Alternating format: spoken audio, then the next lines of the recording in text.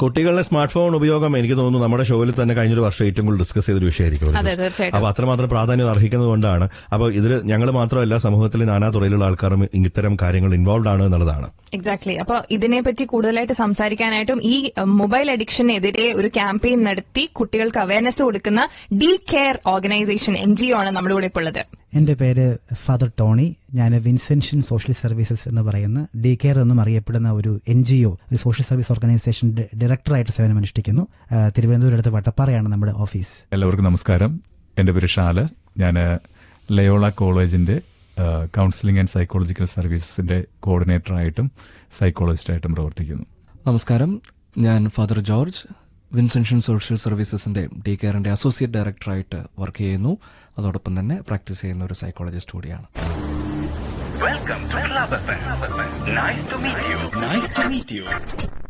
Welcome everyone. Welcome to club FM 94.3.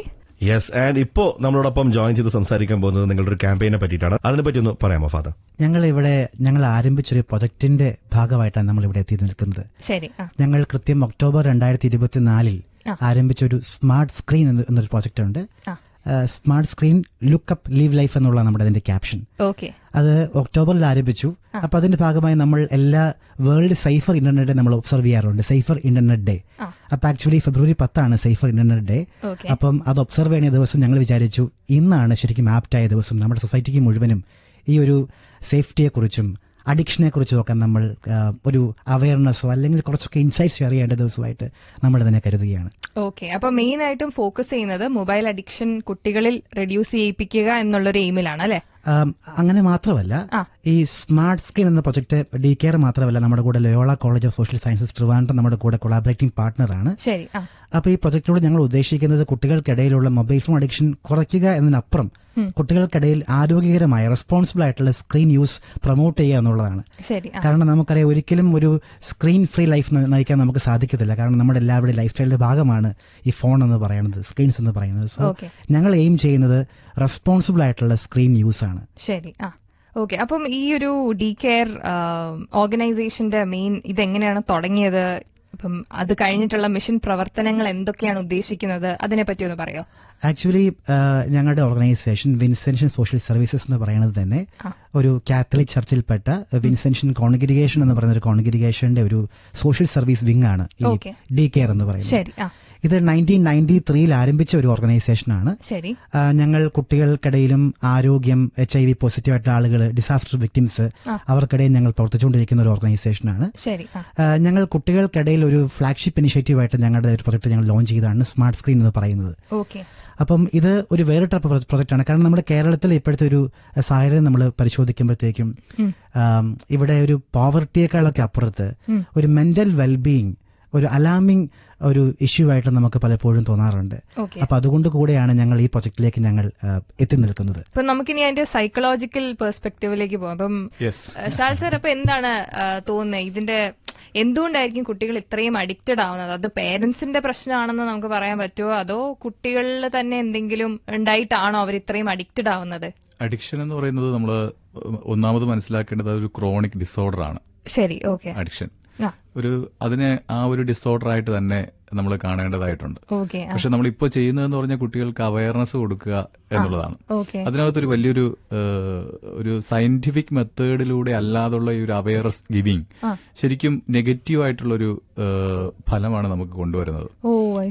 നമ്മളിപ്പോ substance അബ്യൂസിന്റെ കാര്യം തന്നെ നമുക്ക് എടുക്കാം. സ്കൂൾസിൽ നമ്മുടെ ഗവൺമെന്റിന്റെ സംവിധാനങ്ങൾ പോയിട്ട് ക്ലാസ്സസ് എടുക്കുന്നുണ്ട്. അപ്പോൾ കുട്ടികളുടെ മുന്നിൽ അവർ പിക്ചേഴ്സ് കാണിക്കുന്നു, ഇത്തരത്തിലുള്ള ലഹരി വസ്തുക്കൾ അവൈലബിൾ ആണ്, ഇതിന് ഇത്ര രൂപയാണ് വില, ഇത് കഴിച്ചാൽ ഇത്തരത്തിലാണ് സംഭവിക്കാനായിട്ട് പോകുന്നത് എന്നൊക്കെ പറഞ്ഞിട്ട് അതിനവസാനം അവർ കുറച്ച് ഫിയറും ക്രിയേറ്റ് ചെയ്യാനായിട്ട് ശ്രമിക്കുന്നുണ്ട്. പക്ഷെ ആ കുട്ടി അഡിക്ഷനിലേക്ക് പോകാനുള്ള മൂല കാരണങ്ങൾ ഇപ്പൊ എന്നോട് ചോദിച്ചതുപോലെ അത് നമ്മൾ അഡ്രസ് ചെയ്യുന്നില്ല. എല്ലാ അഡിക്ഷൻസും പലപ്പോഴും അതിന് നമ്മൾ സ്വീകരിക്കുന്ന മാർഗം, മൊബൈൽ അഡിക്ഷൻ ആണെങ്കിൽ മൊബൈല്, അല്ലെങ്കിൽ സബ്സ്റ്റൻസ് അഡിക്ഷൻ ആണെങ്കിൽ സബ്സ്റ്റൻസ്, അത് കുട്ടികൾ ഉപയോഗിക്കുന്ന ഒരു പെയിൻ കില്ലർ ആയിട്ടാണ്. There will be A pain, അവരുടെ ഉള്ളിലൊരു പെയിൻ ഉണ്ട്. അതിനെ ഓവർകം ചെയ്യാനായിട്ടുള്ളൊരു മുഖാന്തരമായിട്ടാണ് പലപ്പോഴും ഈ അഡിക്ഷനിലേക്ക് അവർ പോകുന്നത്. ആ പെയിനിനെ ആരും അഡ്രസ് ചെയ്യുന്നില്ല എന്നുള്ളതാണ്. അത് ഒരു കുട്ടികളുടെ ഇടയിൽ ഈ മൊബൈൽ അഡിക്ഷൻ ആയാലും സബ്സ്റ്റൻസ് അഡിക്ഷൻ ആയാലും ഉണ്ടാകാനായിട്ട് ഏറ്റവും പ്രധാനപ്പെട്ട ഒരു കാര്യം ആയിട്ട് കാരണമായിട്ട് മാറുന്നുണ്ട്. അതിനെ പക്ഷെ ആരും അഡ്രസ് ചെയ്യുന്നില്ല. യെസ്, പെയിൻ, ഡിപ്രഷൻ, ആകുലതകൾ ഇതെല്ലാം വലിയ ആൾക്കാരുടെ എന്തോ സംഭവമാണ്. കുട്ടികൾക്ക് ഇതൊന്നും ഉണ്ടാവില്ല എന്നൊരു തെറ്റിദ്ധാരണ പലർക്കുമുണ്ട്. അതുകൊണ്ടാണ് ഇത് അഡ്രസ് ചെയ്യപ്പെടാണ്ട് പോകുന്നതെന്ന് തോന്നുന്നു. എക്സാക്ട്ലി. പക്ഷെ കുട്ടികൾക്കും ഡിപ്രഷനും ആങ്സൈറ്റിയും ഒക്കെ ഉണ്ട്. അപ്പം തെറാപ്പീനെ പറ്റിയാണ് നമ്മൾ ഇനിയും കൂടുതലായിട്ട് സംസാരിക്കാനായിട്ട് പോകുന്നത്. ഓൺ ക്ലബ് FM 94.3 ജോസ്ലിൻ വൈശാഖം കൂടെ തന്നെയുണ്ട്. ടൺ കണക്കിന് fun. Mobile and social media അഡിക്ഷന് എതിരെ പ്രവർത്തിക്കുന്ന ക്യാമ്പയിൻസ് നടത്തുന്ന ഡി കെയറിലെ ഓർഗനൈസേഷനിലെ കുറച്ച് ആൾക്കാരാണ് നമ്മുടെ കൂടെ ഇപ്പോൾ ഉള്ളത്. Welcome to Club FM. Nice to meet you. Nice to meet you. ഈ സോഷ്യൽ മീഡിയ അഡിക്ഷനിൽ പെട്ടിട്ടുള്ള കുട്ടികളെ എങ്ങനെയാണ് ഡി കെയർ ഹെൽപ്പ് ചെയ്യുന്നത്? ഡി കെയർ ഇതിനെ കാണുന്നത് ഒന്ന് കുഞ്ഞുങ്ങളെ ഒന്ന് മനസ്സിലാക്കുക എന്നുള്ളതാണ് ഏറ്റവും ആദ്യമേ തന്നെ നമുക്ക് ചെയ്യാനുള്ളത്. അപ്പോൾ അതുകൊണ്ട് ഡി കെയറിന്റെ പ്രോജക്ട് എങ്ങനെയാണ് വർക്ക് ചെയ്യുക? നമ്മളൊരു സ്കൂളിനെ അപ്രോച്ച് ചെയ്യുന്നു. സ്കൂളിന്റെ മാനേജ്മെന്റ് നമുക്ക് ഇങ്ങനെ ഒരു പ്രോജക്ട് ഇവിടെ നടത്താനായിട്ടുള്ള പെർമിഷൻസും കാര്യങ്ങളൊക്കെ തരുന്നു. നമ്മൾ അവരുമായിട്ടൊരു MOU സൈൻ ചെയ്യുന്നു. അങ്ങനെ ആദ്യം കുഞ്ഞുങ്ങളെ കാണുന്നു. ഓരോ ക്ലാസ്സുകളിലുള്ള കുഞ്ഞുങ്ങളെ കാണുന്നു. അവരെ നമ്മൾ നേരത്തെ പറഞ്ഞ നിംഹാൻസിന്റെ ആ ഒരു മെഷറിംഗ് ടൂൾ വെച്ചിട്ട് അവരെ നമ്മൾ മനസ്സിലാക്കുന്നു. ഒരു ലിക്വിഡ് സ്കെയിലുള്ള ഒരു മെഷറിംഗ് ടൂളാണ്.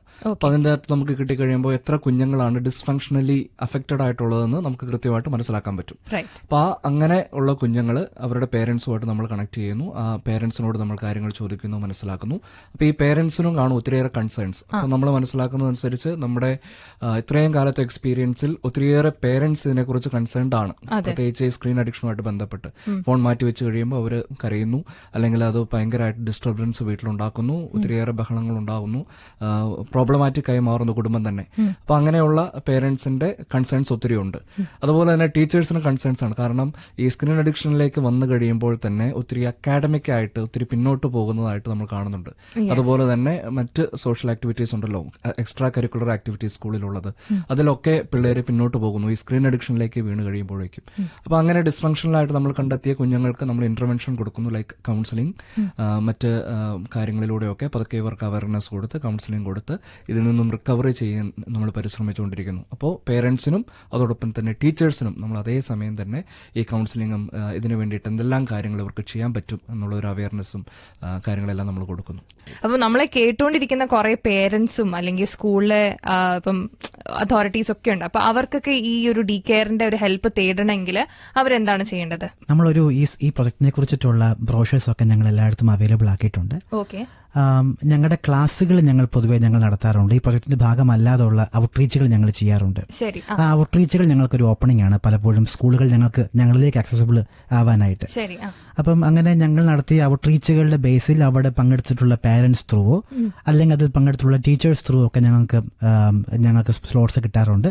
അപ്പൊ അങ്ങനെ ഞങ്ങൾ സ്കൂളിൽ പോയി പ്രൊജക്ട് പ്രസന്റ് ചെയ്യുകയും നമ്മളിലേക്ക് പ്രൊജക്ട് ഞങ്ങൾ സ്റ്റാർട്ട് ചെയ്യുകയും ചെയ്യാറുണ്ട്. ശരി. അപ്പൊ ഇനി ഏതെങ്കിലും സ്കൂൾസിന് ഇപ്പം ഡി കെയർ ഓർഗനൈസേഷനെ കോൺടാക്ട് ചെയ്യണമെങ്കിൽ എന്താണ് ഇനി ചെയ്യാനായിട്ടുള്ളത്? എന്തെങ്കിലും കോൺടാക്ട് നമ്പറോ ഡീറ്റെയിൽസോ അങ്ങനെ എന്തെങ്കിലും ഉണ്ടോ? തീർച്ചയായിട്ടും ഞങ്ങളുടെ കോൺടാക്ട് നമ്പർ ഞാനിപ്പോ ജസ്റ്റ് പറയാം. പറഞ്ഞോളൂ.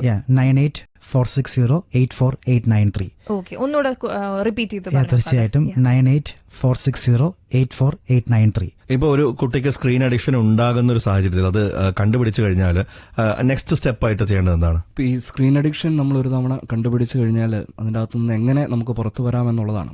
അപ്പോൾ നമ്മൾ മനസ്സിലാക്കേണ്ടത് okay, I am disconnecting from this world. ഞാൻ എത്രമാത്രം ഫോണിന് അല്ലെങ്കിൽ സ്ക്രീനിന് അഡിക്റ്റ് ആകുന്നോ കണക്റ്റഡ് ആകുന്നോ അത്രമാത്രം ഞാൻ ഈ ലോകത്ത് നിന്ന് ഡിസ്കണക്റ്റഡ് ആയിക്കൊണ്ടിരിക്കുകയാണ്. അവർ അവയർനെസ് കിട്ടുന്ന ഒരാൾക്ക് ഇതിന്റെ അകത്തുനിന്ന് പുറത്തു വരണമെന്ന് ആഗ്രഹമുള്ള ആളിലേക്ക് നമുക്ക് ഈസി ആയിട്ട് എത്തിച്ചേരാനായിട്ട് പറ്റും. അതിന് ഒന്നാമത് നമുക്ക് ചെയ്യാൻ പറ്റുന്ന ഒരു കാര്യമാണ്, നമുക്ക് നമ്മുടെ വീട്ടിൽ തന്നെ ഒരു 3 സോണുകളിൽ ഫോൺ ഫ്രീ ആയിട്ട് വെക്കുക അല്ലെങ്കിൽ സ്ക്രീൻ ഫ്രീ ആയിട്ട് വെക്കുക. പ്രത്യേകിച്ച് നമ്മുടെ dining table, we shall not use phone there, അവിടെ നമ്മൾ ഫോൺ ഉപയോഗിക്കാതിരിക്കുക. അതുപോലെ തന്നെ ബെഡ്റൂമിലേക്ക് ഫോണുമായിട്ട് പോകാതിരിക്കുക.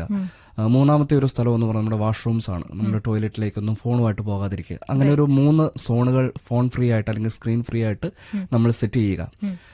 കുഞ്ഞുങ്ങളുടെ കാര്യമാണെങ്കിൽ അവർക്ക് കൃത്യമായിട്ടൊരു ടൈം ടേബിൾ നമ്മൾ ക്രിയേറ്റ് ചെയ്ത് കൊടുക്കുക. ഇത്ര സമയം നിങ്ങൾക്ക് ഫോൺ ഉപയോഗിക്കാം, ഇന്ന കാര്യങ്ങൾക്ക് വേണ്ടി നിങ്ങൾക്ക് ഫോൺ ഉപയോഗിക്കാം, അതിനുശേഷം അനുവദിക്കില്ല എന്ന് വളരെ ക്ലിയർ കട്ടായിട്ട് ബൗണ്ടറീസ് വെക്കുക. അത് കീപ്പപ്പ് ചെയ്യുക. അതോടൊപ്പം തന്നെ പേരൻസ് ചെയ്യേണ്ട ഒരു കാര്യം, നമുക്കറിയാം പലപ്പോഴും കുഞ്ഞുങ്ങൾ പരാതി പറയുന്നത് പേരൻസ് ഉപയോഗിക്കുന്നുണ്ടല്ലോ, പിന്നെ എന്താ ഞങ്ങൾക്ക് ഉപയോഗിച്ചാൽ. അപ്പൊ അതുകൊണ്ട് പേരൻസും ഇതിനെക്കുറിച്ച് അവെയർ ആയിരിക്കണം. കുഞ്ഞുങ്ങളെ പ്രൊവോക്ക് ചെയ്യുന്ന രീതിയിൽ പേരൻസും ഫോൺ ഉപയോഗിക്കാൻ പാടില്ല. അവർക്കും ഉണ്ടാവണം നല്ലൊരു ഒരു ബൗണ്ടറി. ഇതിനോട് ചേർത്ത് ഒരു കാര്യം എനിക്ക് പറയാനുള്ളത്, ഞാൻ വളരെ വിജയകരമായിട്ട് ചെയ്തിട്ടുള്ളൊരു ഒരു കാര്യമാണ്. അപ്പോൾ നമ്മളൊരു ഫോൺ സോൺ ഇങ്ങനെ വീട്ടിൽ ക്രിയേറ്റ് ചെയ്തു. അപ്പോൾ ഈ വീട്ടിൽ പുറത്തുനിന്ന് വരുമ്പോൾ പപ്പയായാലും അമ്മയായാലും കുട്ടികളാണെങ്കിലും ഫോൺ ആ ഒരു സ്ഥലത്താണ് വെക്കേണ്ടത്. അതിനുശേഷം നമുക്ക് ഫോൺ ഉപയോഗിക്കണമെങ്കിൽ അവിടെ പോയി നിന്ന് മാത്രമേ നമുക്ക് യൂസ് ചെയ്യാനായിട്ട് പറ്റത്തുള്ളൂ. പിന്നെ അവിടെ തന്നെ തിരിച്ചു വെച്ചിട്ട് നമ്മൾ മറ്റു സ്ഥലങ്ങളിലേക്ക് പോകണം. അപ്പൊ അച്ഛൻ പറഞ്ഞ ഈ ഒരു കാര്യം ഇംപ്ലിമെന്റ് ചെയ്യാനായിട്ട് വളരെ പ്രാക്ടിക്കലായിട്ട് നമുക്ക് ഹെൽപ്ഫുൾ ആയിട്ടുള്ള ഒരു സംഭവമാണ് ഈ ഒരു സംഭവം. ഒരു സ്പേസ് ഫോൺ വെക്കാനായിട്ട് നമ്മൾ കണ്ടെത്തുക. നമ്മൾ പുറത്തുനിന്ന് അകത്തേക്ക് വരുമ്പോൾ വീട്ടിനുള്ളിലേക്ക് വരുമ്പോഴത്തേക്കും ആ ഒരു സ്ഥലത്ത് മാത്രം ഫോൺ വെക്കുകയും അവിടെ നിന്ന് മാത്രം ഉപയോഗിക്കുകയും മറ്റ് സ്ഥലങ്ങളിലേക്ക് ഇതിനെ കൊണ്ടു നടക്കാതിരിക്കുകയും ചെയ്യുന്നത് വളരെ പ്രാക്ടിക്കൽ ആയിട്ടുള്ള ഒരു സംഭവമാണ്. പക്ഷെ ചില പാരന്റ്സിന്റെ ജോലി സംബന്ധമായിട്ടുള്ള കാര്യങ്ങൾ കൊണ്ട് അത് പ്രായോഗികമല്ലായിരിക്കും. എങ്കിലും വളരെ അധികം പേർക്ക് ഉപയോഗിക്കാവുന്ന ഒരു സംഭവമാണ് അത്. Okay, thank you so much. Thank you for your time. Thank you. Yes, അപ്പോ നമ്മുടെ കുട്ടികളെ ശ്രദ്ധയോടെ വാച്ച് ചെയ്യുക, എങ്ങനെയാണ് അവരുടെ സോഷ്യൽ മീഡിയ യൂസ് ചെയ്യുന്നതൊക്കെ. അവർക്കൊരു അഡിക്ഷൻ ഉണ്ട് എന്നുണ്ടെങ്കിൽ നമ്മളാദ്യം അക്സെപ്റ്റ് ചെയ്യുക ആൻഡ് അവരെ കാര്യങ്ങൾ പറഞ്ഞ് മനസ്സിലാക്കി ഡി അഡിക്ഷൻ എന്നുള്ളൊരു പ്രോസസ്സിലേക്ക് കൊണ്ടുപോകേണ്ടതുണ്ട്. ഇല്ലെങ്കിൽ അവരുടെ ഫ്യൂച്ചറിനെ കാര്യമായിട്ട് ഇത് ബാധിക്കുന്ന ഒരു പ്രശ്നമായി തീരും. Keep listening to club FM. Vaishakhan ജോസലിനും കൂടെ തന്നെയുണ്ട് ടൺ കണക്കിന് ഫൺ.